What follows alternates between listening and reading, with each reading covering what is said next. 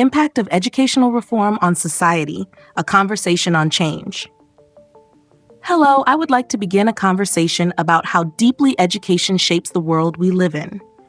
It should be obvious that the quality of an education system doesn't just affect students. It influences economies, social structures, and the future of entire nations. When reforms are done right, they create opportunities, drive innovation, and uplift entire communities. But when they fail, they widen gaps, reinforce inequalities, and leave many behind. Doesn't it follow that the success or failure of education reform determines the kind of society we build? I have observed that some of the most successful societies are the ones that prioritize education as an investment, not just a policy requirement.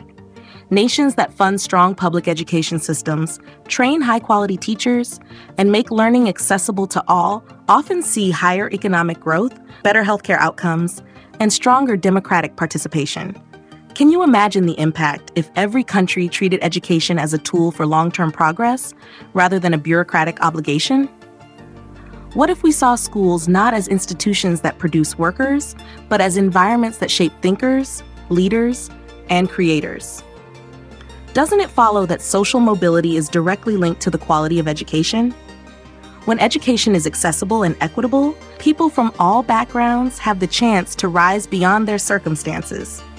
But when systems are unequal, when the best resources are reserved for the privileged, while others struggle with underfunded schools, those inequalities become permanent. It should be obvious that ineffective education reform doesn't just fail students. It locks entire communities into cycles of poverty. Wouldn't it be transformative if reforms were designed to lift the most vulnerable rather than just maintain the status quo? It is time now for education reform to focus not only on economic outcomes, but also on social and emotional growth.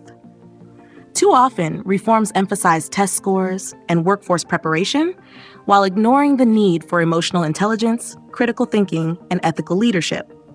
Can you imagine how society would evolve if schools taught not just academic subjects, but also how to navigate relationships, build resilience, and think independently? Wouldn't it be more powerful if education helped individuals grow into compassionate, well-rounded human beings rather than just efficient workers?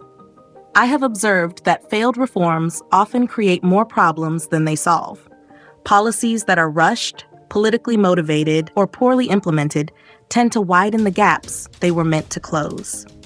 Doesn't it follow that when reforms are disconnected from the realities of classrooms and communities, they create frustration rather than progress?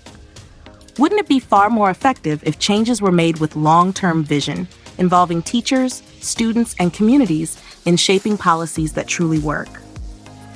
It should be obvious that when education is strong, societies thrive. Crime rates decrease, civic engagement rises, and economic opportunities expand. But the opposite is also true. When education is weak, societies struggle. If reforms are not approached with care, they can leave behind entire generations, deepening the very problems they were meant to solve. Can you imagine the consequences of continuing to treat education as a secondary priority? And more importantly, can you imagine the possibilities if we chose to prioritize it as the foundation of a better future? The future of society depends on the strength of its education systems. It is time now to stop viewing reform as a temporary fix and start seeing it as the engine of real, lasting progress. Doesn't it follow that a well-educated world is a more just, prosperous, and innovative one? The impact of reform is not just about schools, it is about the world we are creating. The question is, will we rise to the challenge, or will we allow opportunity to slip through our hands?